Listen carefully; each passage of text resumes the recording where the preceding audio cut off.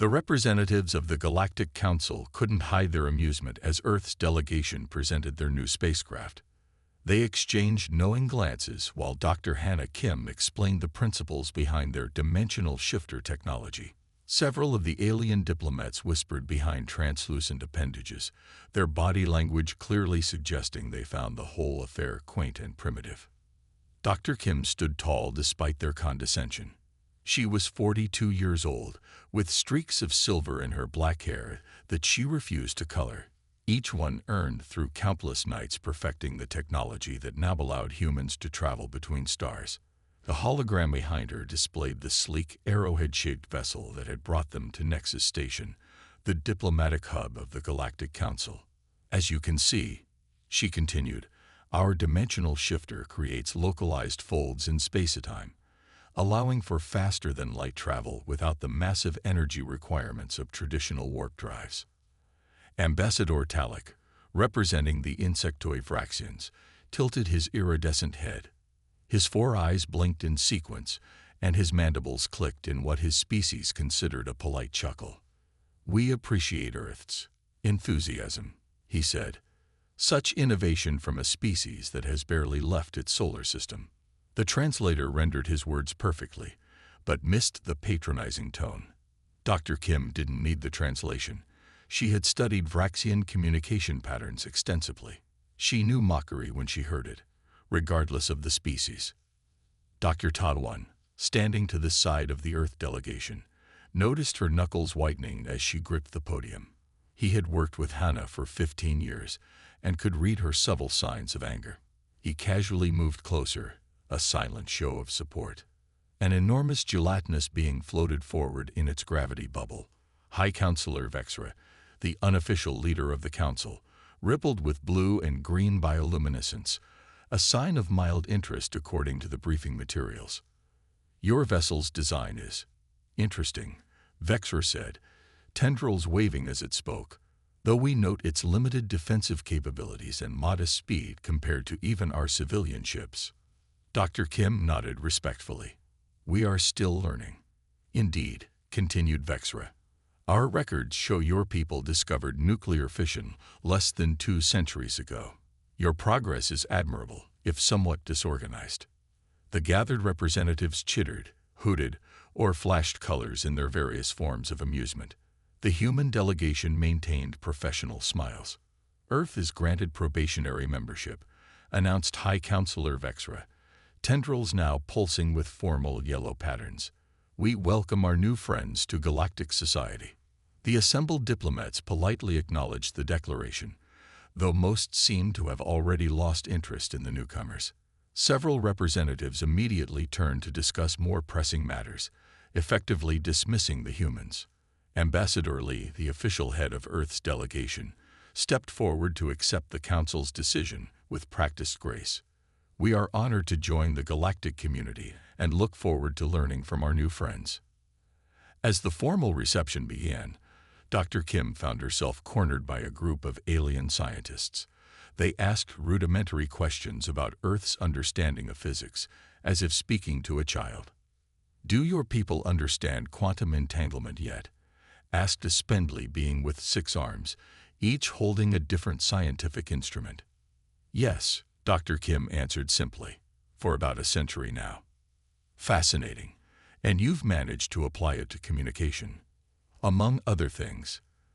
Dr. Taiwan appeared at her side with drinks. I believe Admiral Park was hoping to speak with Dr. Kim, he said, providing her an escape. They walked away, and Taiwan leaned closer. They're exactly as intelligence predicted. Complacent. Arrogant. All according to plan, she whispered back. 12 hours later, the Earth delegation departed from Nexus Station in their impressive little ship, as one council member had described it.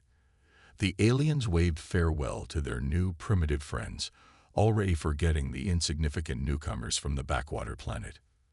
But 8,400 kilometers beneath Sol's surface, in a facility unknown even to most of Earth's governments, Admiral Jun Park addressed a select committee in a room carved from solid granite and lined with quantum scrambling fields. 20 individuals sat around a circular table, the true leaders of Earth's unified defense forces and scientific community. They watched silently as Admiral Park's weathered face appeared on screens around the room. They reacted exactly as expected, he said, his voice steady and confident.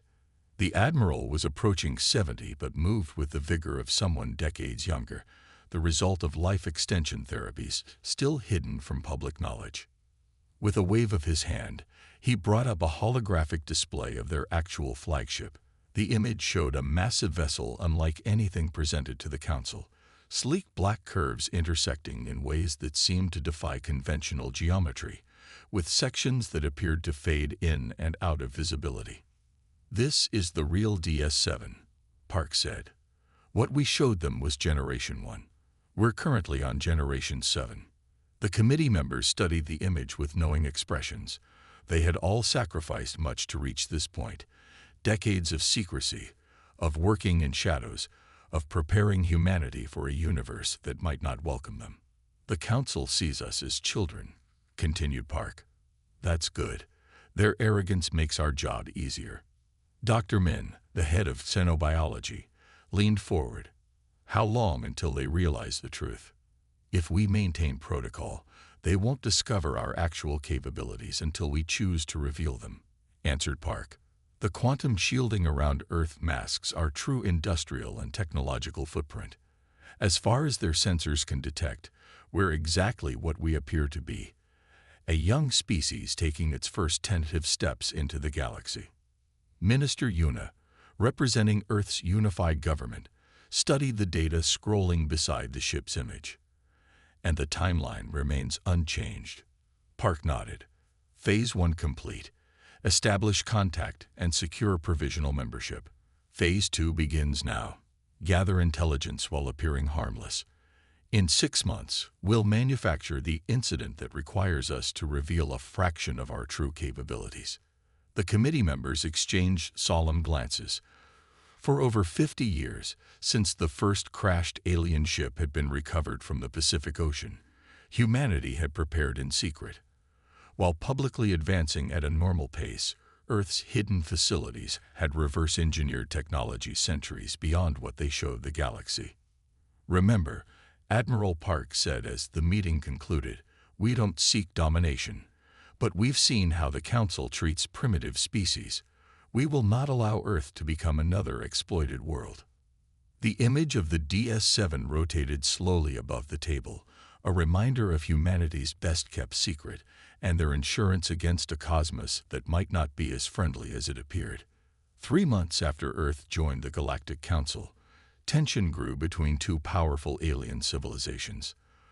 The Meberi and Olquar were fighting over who could mine valuable minerals in the Proxima Centauri system. This star system was close to Earth, just over 4 light-years away, making it Earth's closest stellar neighbor.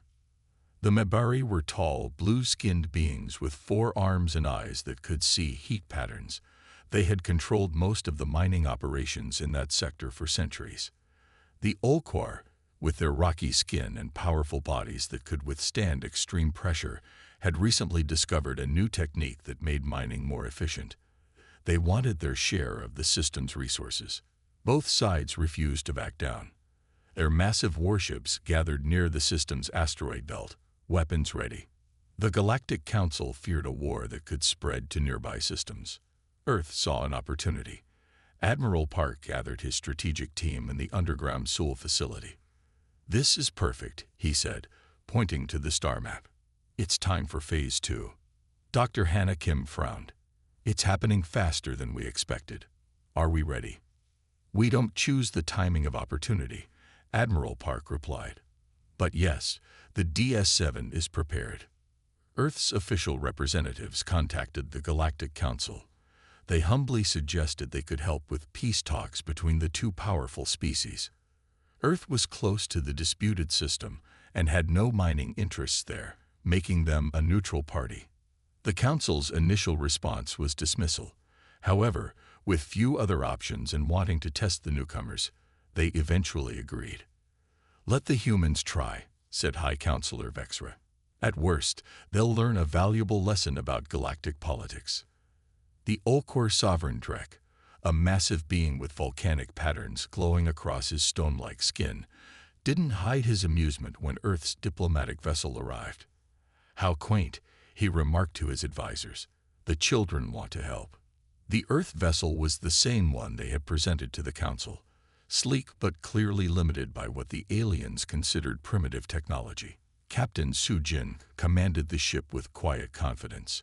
At 45, she had spent 20 years in Earth's secret space program before the public one was revealed. The ship positioned itself between the two alien fleets. Captain Sujin stood in the simple bridge, her black uniform bearing only small rank insignia on the collar. "Open channels to both fleets," she ordered. First Officer Da-hyun, a man with steady hands and steadier nerves, established the connection. "This is Captain Sujin of Earth Vessel Harmony. We thank both the Honorable Mabari Confederation and the respected Olcor Sovereignty for allowing us to host these important discussions." The meeting room was prepared. The environmental systems adjusted to accommodate both species' needs: cooler, humid conditions for the Mabari and dry, high-pressure areas for the Olcor. The Earth diplomats wore special suits to allow them to move between these environments. The negotiations had barely begun when proximity alarms blared across all ships. "Unidentified vessels approaching," reported First Officer Da-hyun, checking his screens. 6 ships, unknown configuration. His eyes widened. "They're powering weapons." Captain Sujin's expression remained calm. "Inform both delegations. Raise shields." The Mabari ambassador's skin darkened with concern. "Captain, your shields cannot withstand military-grade weapons. We should transfer you to our vessel," offered the Olcor representative, his rocky skin glowing with heat patterns. "There's no time," Sujin replied. "Please remain calm." The unknown vessels moved with startling speed. They didn't respond to any communication attempts. Their design was angular, with sharp edges that seemed to absorb light rather than reflect it. The first volley struck the Earth ship directly. Targeted energy beams cut through what the attackers assumed were the weakest points in the hull. The bridge shook violently. Warning lights flashed across all stations. "Hull breach in sections 4, 7, and 12, reported an officer, fighting to keep her balance. Through the communication channels that remained open, the Mabari and Olcor representatives watched with horror as the human vessel's hull breached in multiple places. Atmosphere vented into space. Emergency force fields flickered weakly, struggling to contain the damage. "Poor creatures," Sovereign Drek said from his flagship. "Their technology is so." His words died as strange energy readings began emanating from the supposedly crippled vessel. His science officer frantically adjusted sensors. "Sovereign, I'm detecting energy patterns unlike anything in our database," the officer reported.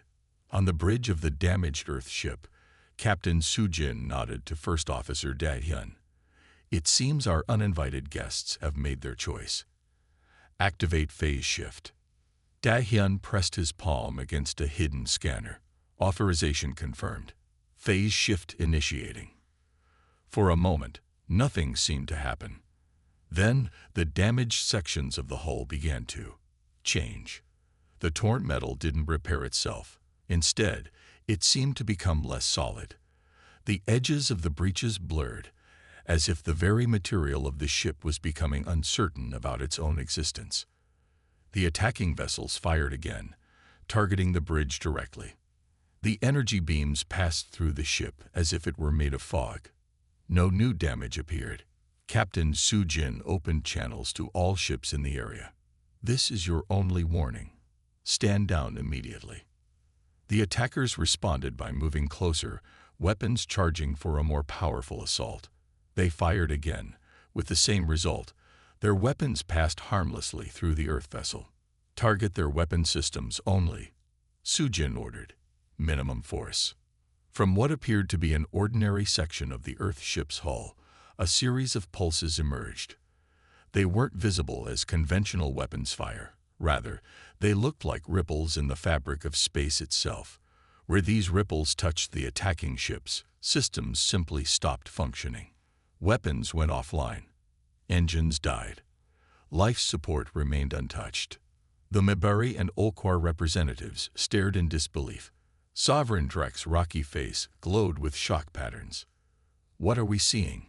asked the Mabari ambassador, his forehands trembling. Captain Sujin turned to the stunned alien representatives with a slight smile. "It seems our meeting has been interrupted," she said calmly. "But perhaps this incident has given us all something new to discuss." The mysterious attackers regrouped after their first failed assault on the Earth vessel.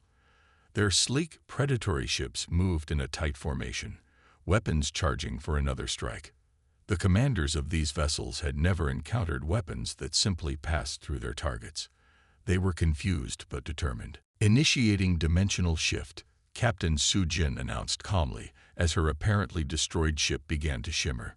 The bridge crew worked with practiced precision, their fingers dancing across control panels that suddenly glowed with symbols no alien had ever seen before. First Officer Dahyun monitored the ship's systems. Dimensional barriers stable. Phase variance at optimal levels. The Earth vessel didn't just disappear.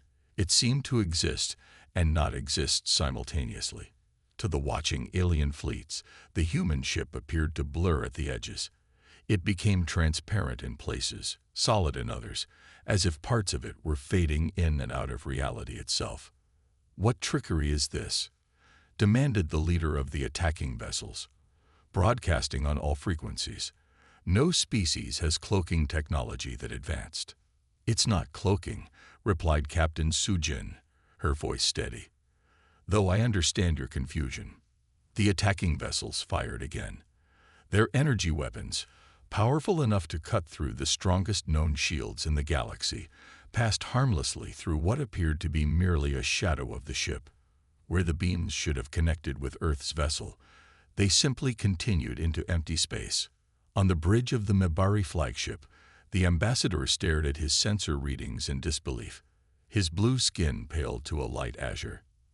His forearms trembled as he adjusted the instruments, trying to make sense of what he was seeing. "By the ancient stars," whispered the Mabari ambassador. "What is this?" The Olquar representatives weren't faring any better. Their rocky forms glowed with heat patterns indicating extreme agitation. Sovereign Drek himself had fallen silent, his earlier mockery replaced by wary calculation. "The humans are not what they presented themselves to be," he said finally. "They have deceived us all." From the bridge of her ship, now partially phased into the seventh dimension, Captain Sujin could see things no other species in this region of space had ever witnessed. The familiar three dimensions were there, but now she could also perceive the fourth dimension of time, not as a linear progression, but as a landscape. The fifth dimension showed her alternate possibilities branching outward.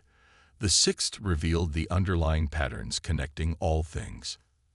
And the seventh dimension allowed her ship to exist in a state of quantum superposition across all the others.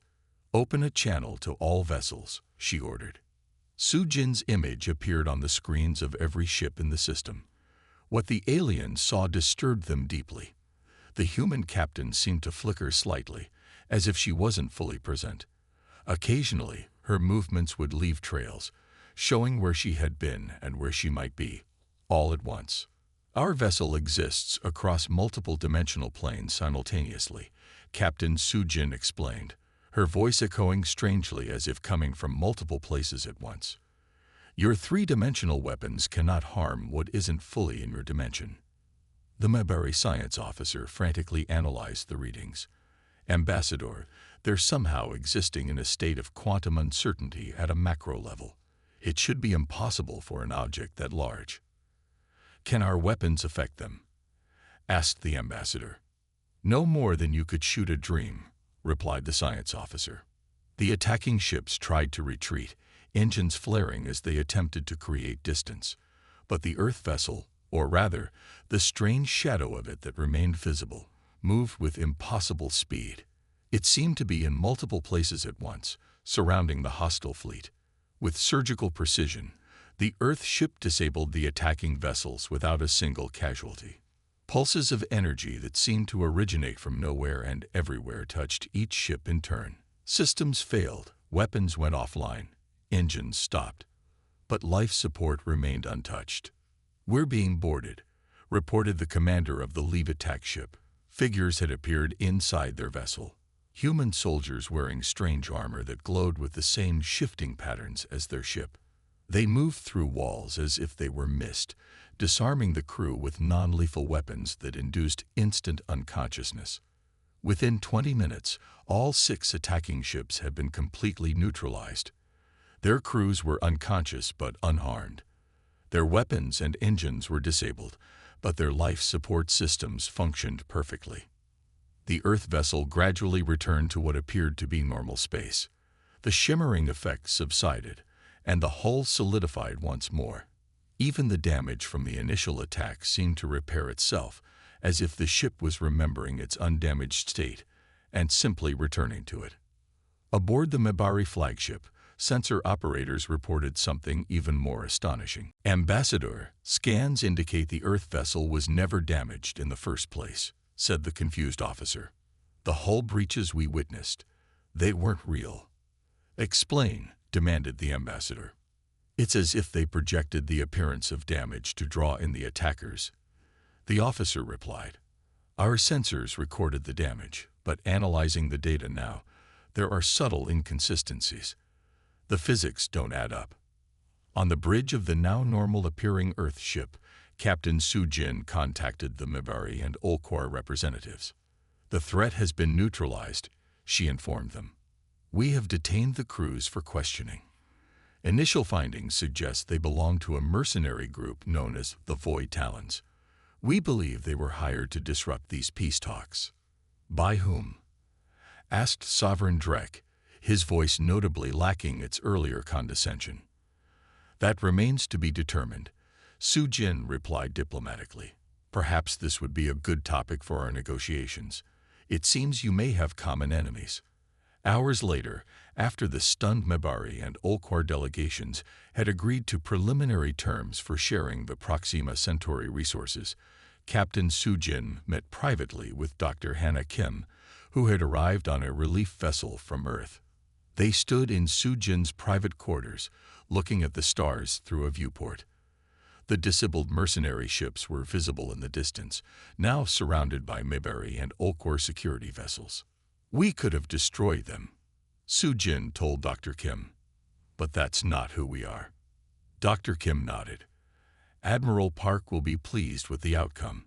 The technology performed even better than our simulations predicted." The look on their faces when our ship phased. Sujin allowed herself a small smile. "I almost felt sorry for them." "Don't," Dr. Kim replied. "Remember what these advanced civilizations have done to primitive species who couldn't defend themselves. The Zentauri were enslaved for centuries. The Belerians had their homeworld stripped of resources." Sujin's expression grew serious again. "I know. That's why we've maintained our secrets, but now that we've shown a fraction of our capabilities, everything changes." "Phase 2 complete," Dr. Kim said. "Phase 3 begins. The Galactic Council will be in session within days, and humanity takes its real place among the stars," finished Sujin, watching as the first light of Proxima Centauri broke over the curve of a nearby planet. The emergency session of the Galactic Council began less than 48 hours after the incident at Proxima Centauri. Representatives from over 200 species crowded the enormous circular chamber on Nexus Station. The usual orderly proceedings had given way to shouting, threatening gestures, and displays of agitation unique to each species. High Counselor Vexra's gelatinous form pulsed with angry red patterns as the floating being tried to restore order. The bioluminescent flashes grew more intense until finally most of the delegates quieted. "We will proceed with facts, not speculation," Vexra announced, tendrils waving for emphasis. "The Earth delegation will arrive shortly to address this body." The Zentauri delegate, a tall, thin being with metallic scales and compound eyes, rose from his seat. The Zentauri had been among the most vocal critics since news of the incident spread. "Why wait for more lies?" he demanded. Intelligence reports confirm that humans have been quietly observing galactic civilization for decades. He projected a hologram showing dates and locations of mysterious sensor readings going back nearly 70 Earth years.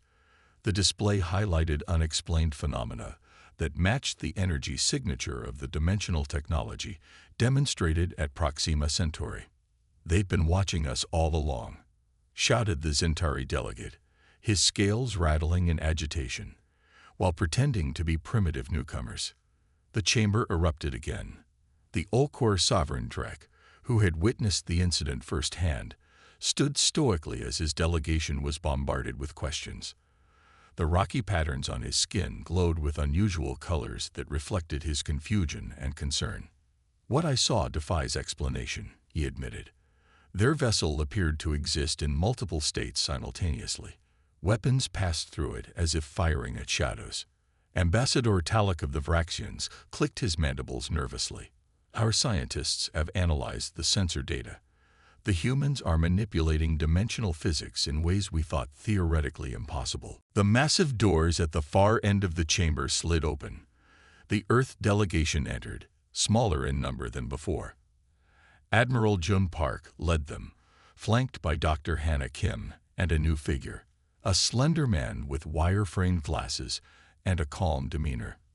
Behind them walked Captain Su Jin, whose face was now recognized across the galaxy. The delegates fell into an uneasy silence as the humans took their place at the central podium. Admiral Park bowed respectfully to the council. "Esteemed representatives of the Galactic Council," he began, "we understand your concerns. We are prepared to answer your questions honestly." "Why the deception?" demanded Vexra, pulsing with indignation. "You presented yourselves as barely capable of interstellar travel." Admiral Park nodded. "A precaution. Throughout our observation of galactic society, we noted how technologically inferior species were often exploited or controlled." This statement caused uncomfortable shifting among many delegates.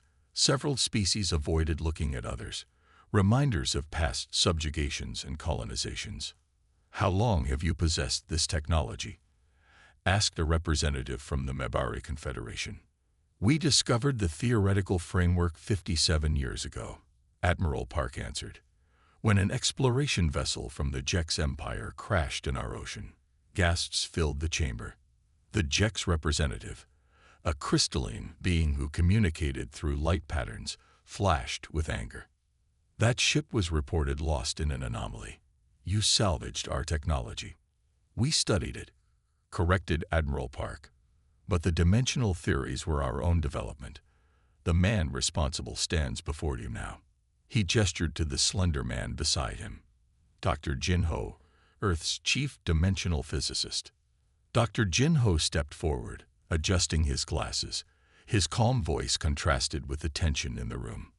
"We learned to shift matter into a quantum superposition across dimensional planes," he explained, using simple terms. "Our ships exist partially in dimensions you haven't yet accessed. The principle is straightforward. By partially existing outside conventional space-time, we can control which aspects of three-dimensional physics affect us." He activated a small device. A holographic model appeared, showing how matter could occupy multiple dimensional states simultaneously. Many of the scientific advisors leaned forward, fascinated despite their fear. "This is not possible," stated a Talgid scientist, her tentacles twisting in confusion. "The energy requirements alone would be enormous using conventional power sources," Dr. Jinho agreed. "But the seventh dimension provides its own solution to that problem. By existing partially in that dimension, we can draw energy from the dimensional boundary itself." The implications sank in across the chamber. A technology that could render conventional weapons useless and draw virtually unlimited power from dimensional boundaries would change the balance of power throughout the galaxy. War Minister Kraz, a massive reptilian being representing the militant Dragath Imperium, slammed his armored fist on the table. "We must strike before this technology spreads," he declared, baring rows of sharp teeth. "Earth is still one planet. Our combined fleet's cold." "Could what?" interrupted Captain Sujin, speaking for the first time. Attack ships your weapons cannot touch. Bombard a planet that can phase its defensive systems between dimensions. A cold silence fell over the chamber. We come in peace, Admiral Park said quietly. If we wished conquest, we would not be standing here explaining ourselves. Several council members began talking at once, proposing containment strategies, trade embargoes, and quarantine measures. The fear in the room was palpable. Then a soft light began to glow at the highest tier of the council chamber. The arguing voices fell silent as Elder Counselor Ephraim of the ancient luminary rose from his seat. The luminary were among the oldest species in the galaxy, rumored to have achieved intelligence when most races were still primitive life forms. Ephraim's luminescent body cast a gentle glow as he floated down to the main floor. His kind rarely spoke at council meetings, preferring to observe. When they did speak, even the most powerful delegations listened. He raised a glowing hand for silence, and the chamber immediately quieted. "We have seen this before," he said, his melodic voice carrying effortlessly. "A species discovers something that changes everything. The question is not whether they have power, but how they choose to use it." He turned to face the Earth delegation directly. "At Proxima Centauri, you disabled 6 warships without casualties. You could have destroyed them. Why didn't you?" Admiral Park deferred to Captain Sujin, who stepped forward. "That is not who we are," she said simply. "Earth has had its share of wars and violence. We know the cost. We didn't develop this technology to conquer, but to ensure we would never be conquered." Elder Ephraim's body pulsed with soft blue light, a sign of approval among the luminary. "I have observed 17 technological revolutions in my lifetime," the ancient being said, addressing the council. "The destructive ones began with weapons. The constructive ones began with defense. The humans protected themselves first, then chose restraint when they could have shown power." He floated closer to the Earth delegation. "Tell us, humans, what do you intend to do with this power you have discovered?" Admiral Park looked around the chamber, meeting the eyes, optical sensors, and visual organs of countless alien representatives. "We wish to join you as true equals," he said, "not as conquerors, not as subjects, but as partners. The dimensional technology offers possibilities beyond weapons and defenses, new forms of energy, medical applications, and methods of exploration no one has attempted before." The council chamber remained silent as the galaxy's representatives considered this statement and the future it might bring. 1 year after the emergency council session, Nexus Station looked very different. The Great Hall had been renovated to accommodate Earth's dimensional technology. Soft lights pulsed along new pathways in the walls and floor, monitoring the stability of local spacetime. Earth's delegation entered the hall, not as novices, but as equals. The aliens no longer exchanged amused glances as the humans walked by. Instead, many bowed or made their species gestures of respect. Dr. Hannah Kim and Admiral Jun Park moved with quiet confidence to the center of the chamber. High Counselor Vexra's gelatinous form now displayed patterns of blue and green, colors of collaboration rather than the suspicious reds of a year before. "The Council recognizes Earth's representatives," Vexra announced. "They come to present the final framework for the Dimensional Exploration Initiative." Dr. Kim stepped forward. Her silver-streaked hair was now worn proudly loose around her shoulders. The past year had been exhausting but fulfilling as she traveled throughout the galaxy, explaining Earth's technology to skeptical scientists and fearful politicians.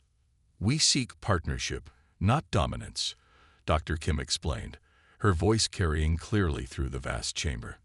"Dimensional technology can benefit all species when used responsibly." She activated a holographic display, showing the proposed structure of the initiative. The complex web of connections highlighted how each participating species would contribute according to their strengths. "Earth will provide the core dimensional technology," she continued. "But we need the Meberry's expertise in biological adaptation to higher dimensions. We need the Vraxian understanding of quantum mathematics. We need the luminary's historical knowledge of dimensional anomalies. Admiral Park stepped forward to address security concerns. The technology will be shared in stages, he explained. Each level requires unanimous agreement from all coalition members before proceeding to the next. Weapons applications are specifically limited to defensive systems only.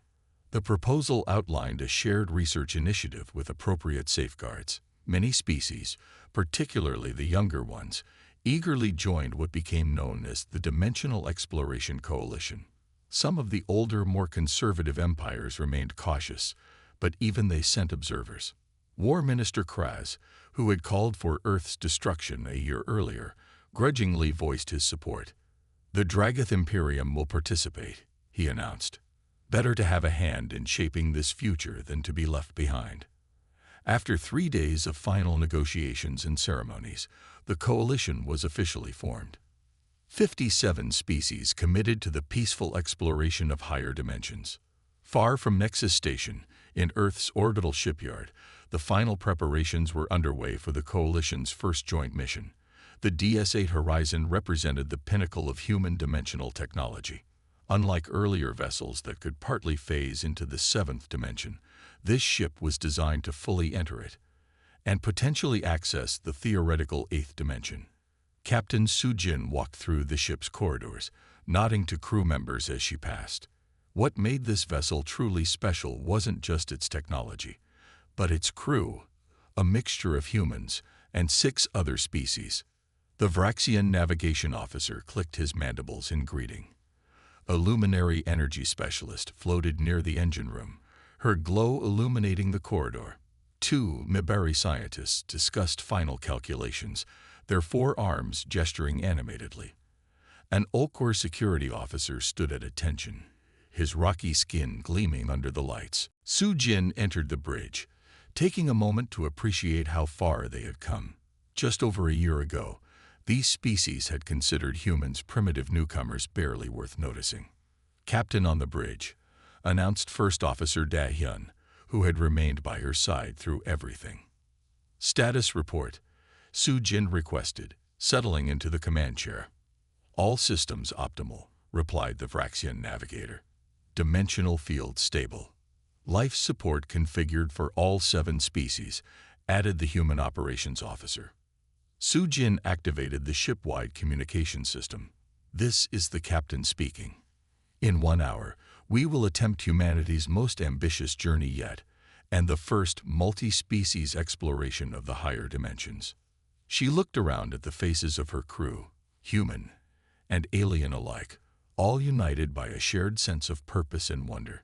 Today, we venture where no intelligent life has gone before, she said. The 8th dimension awaits. The hour passed quickly with final checks and preparations.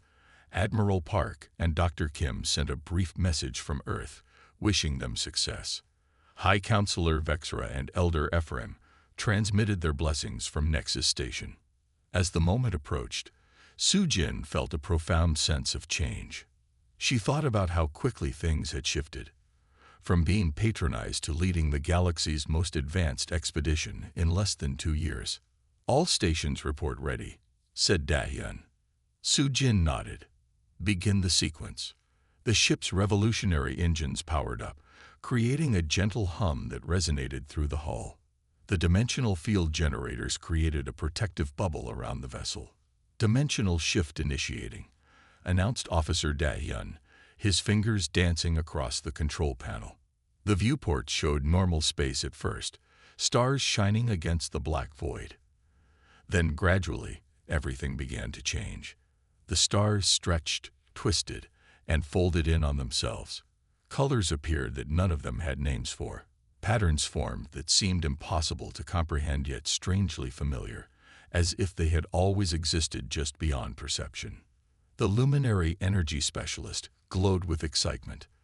The boundary is thinning. We're approaching transition. Su-Jin watched as reality itself transformed around them. The conventional universe gave way to something both more complex and more fundamental. The stars outside the viewports began to transform into something no language had words to describe. 7th dimensional boundary breached, reported Dad Yun.